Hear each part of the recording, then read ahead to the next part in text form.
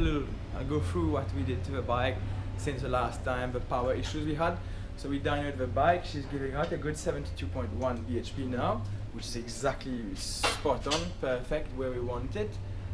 So this is a bit the workshop. Okay, it's a decent sized workshop. We can do all the stuff around here. So the bike, since last time we had some carburetor issues. So what we did is that we raised the floaters, which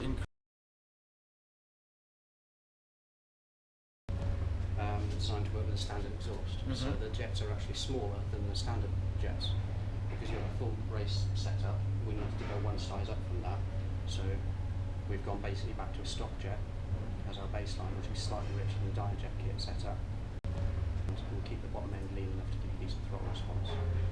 Okay. The AF ratio all the way correct all the way through the rev range. You'll have an extra 2 to 3 brake horsepower pretty much everywhere, even if your peak figure stays the same. nice. So a lot of posh stuff, really. So yeah, the bike is going to be looking good then. I will go for that again, just if we didn't get that properly.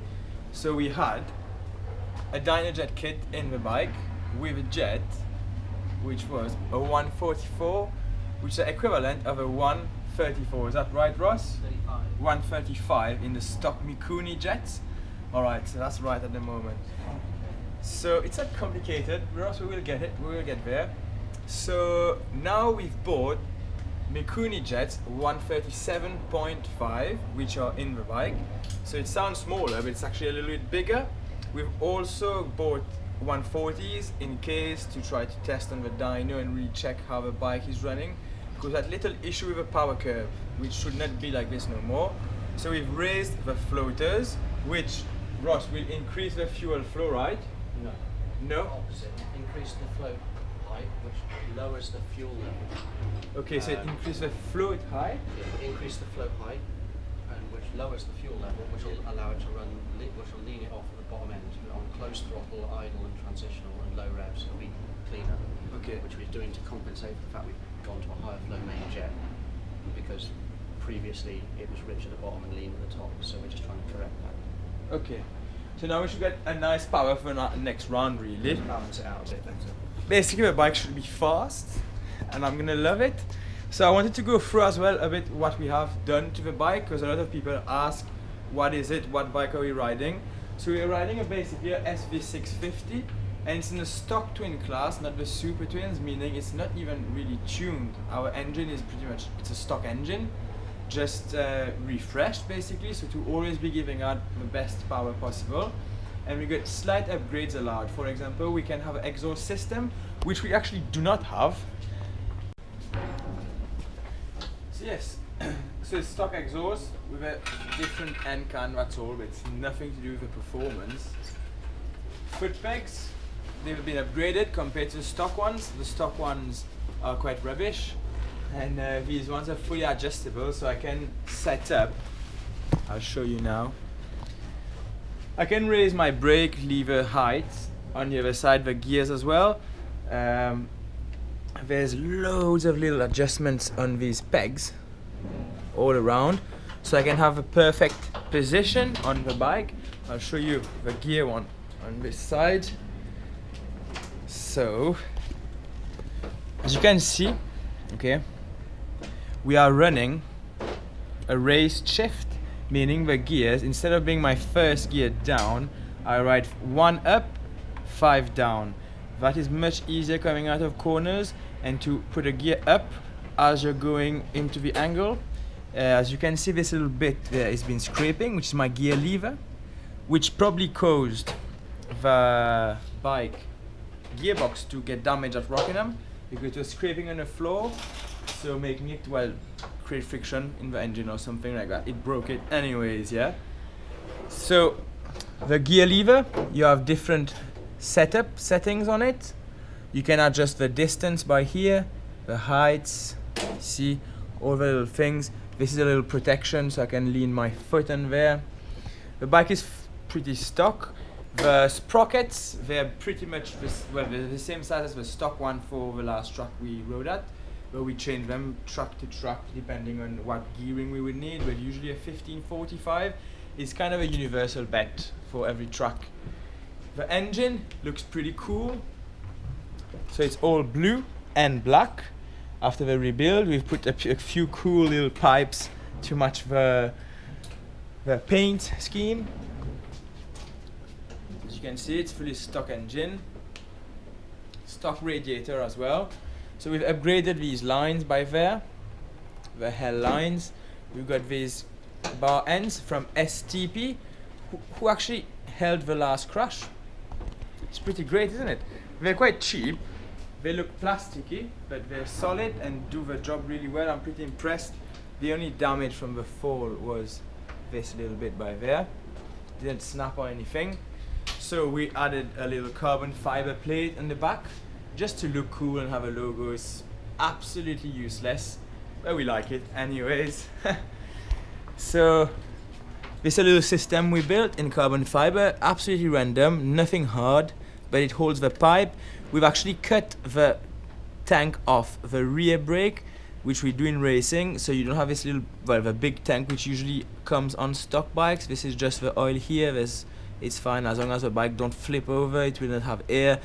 And I think if the bike flips over, I probably won't be on it to apply the brakes. The rear shock. Let me show you the rear shock. So it is an Olin shock, fully adjustable. Compression and the rebound on this. Okay, that's how it fits in. So little vision of under the bike. The tires that we're running now, Metzeler's Race Tech. So usually a medium on the rear and a soft on the front. Usually lasts the 2 races in the day, and then we swap over and we put brand new ones for qualifying just to get that little edge on the lap time. This is a little crash mushroom, absolutely brilliant. RNG makes it. This one is in good shape, but the second one got the hit of the last crash. Let me show you. It's in really good condition, really. Just the screws bent. We just get a new one. That's a quick fix, and it actually saved the bike. I will show you. The only damage from the crash, we had that little, that's where the other rider has hit with me, so it just threw me off my bike.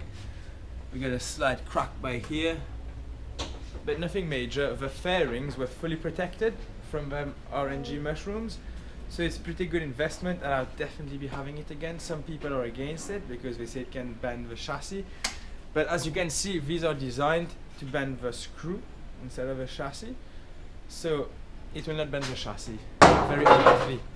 Another cool feature of the bike, the one which is really the best one really, it's them cool EBC brake discs. Well, discs, whatever you want to say. Okay, the calipers are stock according to the stock twin rules, but you're allowed to upgrade the disc. So these discs are 5.5 millimeters thick instead of a 4.5 millimeters of a stock disc, which creates less heat because there's more material or something like that. But they work really good, really well. And here you are with the brakes, fully adjustable.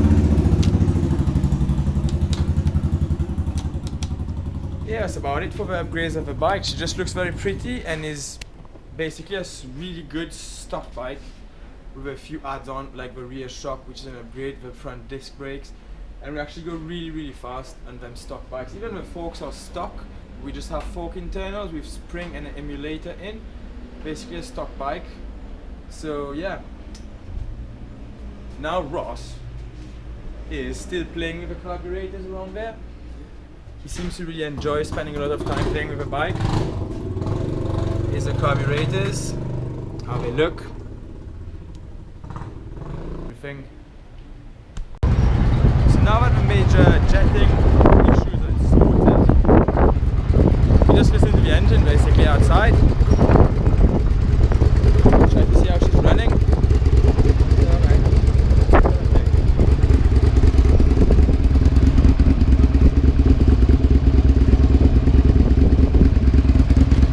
Idling perfectly.